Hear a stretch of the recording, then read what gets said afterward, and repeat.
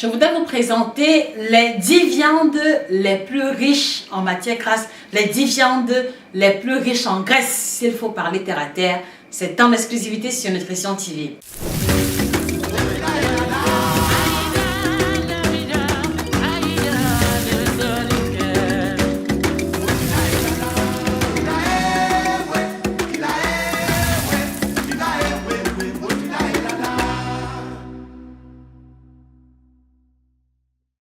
Bonjour à vous fidèles téléspectateurs, je suis Josie Kahn, chirurgien en nutrition, spécialiste de l'alimentation tropicale. Je voudrais vous inviter à vous abonner sur la page si ce n'est pas encore fait parce que vous êtes sur la plateforme qui parle d'alimentation et qui prend l'initiative de vous aider à améliorer votre statut pondéral et également votre santé. Et ce matin, on a bien voulu entrer en profondeur sur une classe alimentaire que beaucoup d'Africains consomment, à savoir la viande. Et vous allez découvrir ici les 10 viandes ou alors les 10 parties de viande, d'accord, qui ont le plus de matière grasse et pour lequel vous devez faire extrêmement attention, d'accord, au niveau de la quantité de consommation, mais également de la fréquence. Parce que si vous ne le saviez pas, d'accord, vous devez savoir que les viandes grasses, d'accord, ou alors le gras de la viande a la mauvaise propriété, malheureusement, d'accord, de contenir beaucoup de matière grasse saturée. Et quand on parle de matière grasse saturée, on voit ici, d'accord, un impact sur le poids, d'accord, un impact sur votre statut pondéral, mais aussi, on voit aussi un impact au niveau de votre santé cardiovasculaire. Et il y a donc beaucoup de personnes qui, pour avoir mangé la viande très grasse, d'accord, se sont retrouvées à avoir un niveau de cholestérol très élevé, ou alors se sont retrouvés à développer une hypercholestérolémie, ou alors un taux beaucoup trop élevé en triglycérides. Et c'est aussi la raison pour laquelle vous allez vous rendre compte que des personnes qui sont hypertendues, des personnes qui ont l'hypercholestérolémie se voient interdire la consommation en grande quantité de la viande. Donc, quelles sont les viandes les plus grasses? La première catégorie de viandes les plus riches en matière grasse, il s'agit des steaks hachés. Il s'agit des steaks hachés. Mais attention, il s'agit des steaks hachés, d'accord, qui vont contenir plus de 15 à 20% de matière grasse. Et pour cela, les amis, je voudrais vous inviter à lire attentivement la liste des ingrédients telle que cela apparaît à l'écran. Vous voyez que sur ce steak haché, d'accord, c'est clairement mentionné que c'est 15-20% de matière grasse. Ça veut dire que, d'accord, plus de la moitié d'accord, de la portion de ce steak est contenu essentiellement de matière grasse. Et c'est pour ça que quand vous voulez consommer le steak haché ou alors quand vous aimez le steak haché, je vous encourage à choisir les steaks hachés qui vont contenir 5 à 10% de matière grasse maximum. Parce que mine de rien, c'est le gras, d'accord. Mine de rien aussi, c'est la mauvaise matière grasse. Il faut qu'on se le dise clairement, d'accord. Donc les steaks hachés vont contenir beaucoup de matière grasse. Et c'est aussi la raison pour laquelle vous allez constater que dans les supermarchés, les steaks maigres, d'accord, les steaks 0 à 5% de matière grasse vont coûter beaucoup plus cher, d'accord, que les steaks 15-20% de matière grasse. Parce que dans les steaks de 15 à 20% de matière grasse, voilà, il y a beaucoup de graisse. Et donc, comme la graisse ne leur coûte pas très cher par rapport à la viande, c'est pour ça que le coût est beaucoup moins élevé. Donc, moi, je vous invite, les amis, à me dire quel pourcentage de matière grasse contiennent les steaks que vous mangez habituellement. Allez-y mettre la réponse en commentaire. Si vous n'arrivez pas à répondre à la question, alors cela veut dire que vous ne faites pas assez attention. Et donc, cette vidéo vous invite à vos prochaines courses, d'accord, de faire attention au quota de matière grasse que contient votre steak haché. La deuxième partie de viande qui va contenir beaucoup de gras, alors ici c'est beaucoup plus la viande de bœuf et c'est une partie qu'on apprécie beaucoup. Malheureusement, il s'agit de la côte de bœuf, de l'échine de bœuf, de la basse côte, en tout cas tout ce qui a trait à toutes les parties de viande de bœuf qui sont rapprochées de la côte, d'accord, tel que vous le voyez à l'écran. Vous voyez que là-dessus il y a toujours beaucoup de matière grasse, pardon. Et c'est la matière grasse en question qui participe du goût moelleux, juteux, d'accord, de la côtelette de bœuf quand elle est bien faite au four ou alors quand elle est bien faite à la braise. Donc, loin de nous l'idée de vous interdire de consommer vos viandes préférées. Nous voulons simplement attirer votre attention que cette catégorie de viande, cette partie de viande, d'accord, du bœuf, d'accord, va contenir pas mal de matière grasse. Et donc, il est important que vous fassiez attention sur la fréquence de consommation. Et d'ailleurs, la question que je vous pose, les amis, quelle est votre viande préférée? D'accord, mettez la réponse en commentaire. Et voilà, pour ceux qui adorent le bœuf, quelle est votre partie de viande de bœuf préférée? Mettez également les réponses en commentaire. Alors, la troisième catégorie, d'accord, de viande qui va contenir beaucoup de matières grasses, d'accord, il va s'agir ici de la viande de porc. Et au niveau de la viande de porc, d'accord, ce sera essentiellement les saucisses, d'accord, le saucisson et tout ce qui est dérivé, à savoir le salami, etc. Je pense que vous avez eu à vous rendre compte que, par exemple, au niveau du salami, quand vous le coupez en tranches, vous allez voir beaucoup de taches blanches qui apparaissent, d'accord? Et je crois que si vous poussez la curiosité plus loin, on peut se poser la question de savoir à quoi renvoient les taches blanches que l'on voit habituellement sur le salami.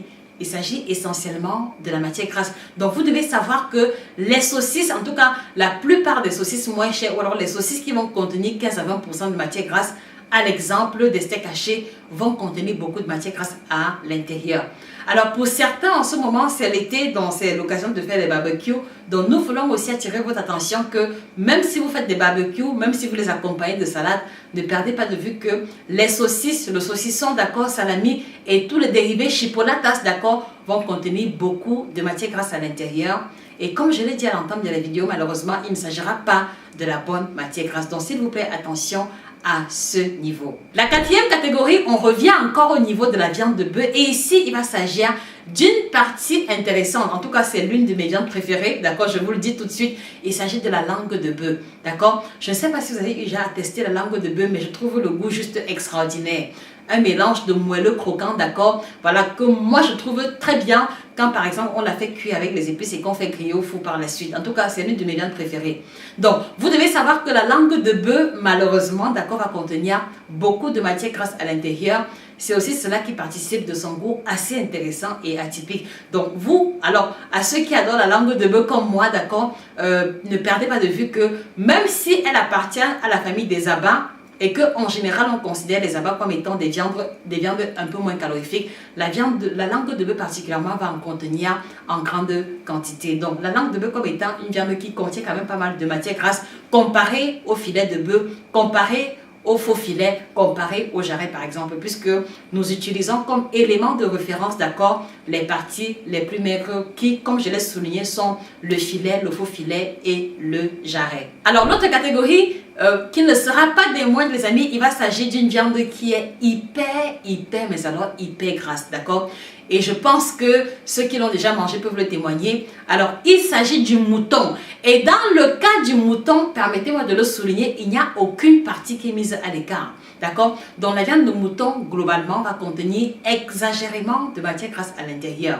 C'est vrai qu'on l'aime beaucoup quand elle est grillée. C'est vrai qu'on l'aime beaucoup quand elle est quand elle est cuite au charbon, mais vous allez vous rendre compte que en général, que ce soit dans les sauces ou alors que ce soit grillé, il y a toujours beaucoup trop de matière grasse, d'accord, qui entoure la viande de bœuf de mouton de manière générale. Donc à vous qui adorez le mouton brisé, à vous qui adorez le mouton sous toutes ses formes, s'il vous plaît, ne perdez pas de vue qu'il y a beaucoup de matière grasse à l'intérieur. Et donc, si vous avez des prédispositions ou des antécédents d'hypercholestérolémie, faites attention à ce niveau concernant votre schéma et votre fréquence de consommation. Alors, l'autre catégorie de viande qui fait partie des viandes les plus appréciées, j'ai nommé ici les travers de porc. Il faut savoir que chez les bouchers, d'accord, c'est l'une des viandes les plus demandées. Donc, les travers de porc vont aussi contenir beaucoup de matière grasse et inutile de vous démontrer pourquoi. Parce que rien qu'à l'œil nu, quand vous regardez les travers de porc, il y a toujours une bonne couche de gras qui enrobe cela et qui fait également partie ou alors qui justifie son goût très juteux et moelleux que l'on va obtenir en fin de cuisson. Dans le même ordre d'idée, on va aussi avoir les chines de porc, d'accord? Qui parmi nous n'a pas encore dégusté une belle échine de porc grillée? En tout cas, je ne dirais pas non à une telle proposition. J'aime également beaucoup les chines de porc, je ne sais pas pour vous, mais les chines de porc, quand elle est cuite, d'accord, voilà, lorsqu'elle est cuite au four ou à la braise, il faut le reconnaître, il y a déjà le gras visible, mais il y a aussi le gras intramusculaire qui ne sera pas forcément visible, mais qui va s'écouler au cours de la cuisson. Donc là aussi, c'est une partie de viande qui est particulièrement grasse et pour laquelle nous allons vous encourager à revoir la portion et la fréquence de consommation à la baisse. Alors, la question que je vous pose, les amis, vous consommez les viandes en général, d'accord, combien de fois par semaine? mettez la réponse en commentaire. Et si vous le voulez bien, n'hésitez pas également à nous lister les 3 viandes majoritaires qui reviennent le plus souvent dans votre alimentation. Cela fera l'objet d'une vidéo et vous le savez, nous travaillons de manière didactique et pédagogique en perspective évidemment de pouvoir vous édifier. Alors nous tenions simplement à attirer votre attention sur ces différentes classes, sur ces différentes catégories et sous-catégories de viande, d'accord? Donc prenez-en la graine pour vos prochaines courses, d'accord? Et faites des achats et des choix alimentaires beaucoup plus conséquents. Et si vous ressentez le besoin d'être accompagné par des personnes rigoureuses et qui ont un sens de la précision et de la rigueur élevé concernant votre alimentation et votre santé, ne manquez pas de nous écrire via email nutritiontv1@yahoo.com pour solliciter un suivi personnalisé. Et si vous vous sentez bien d'accord, ne manquez pas quand même de vous procurer la collection des produits qui défilent en dessous de l'écran. Vous avez le kit détox pour booster la perte de poids, vous débarrasser des toxines, parmi lesquelles les toxines de la viande. Et pour la petite histoire, vous devez savoir que la consommation élevée de viande produit une toxine qu'on va appeler l'acide urique, dont l'accumulation dans l'organisme va développer les cristaux au niveau des reins qui va créer la goutte par la suite. Donc si vous faites partie des grands consommateurs de viande, le kit détox va être une boisson qui va vous aider à débarrasser votre organisme de l'excès d'acide urique produit par la consommation élevée de viande.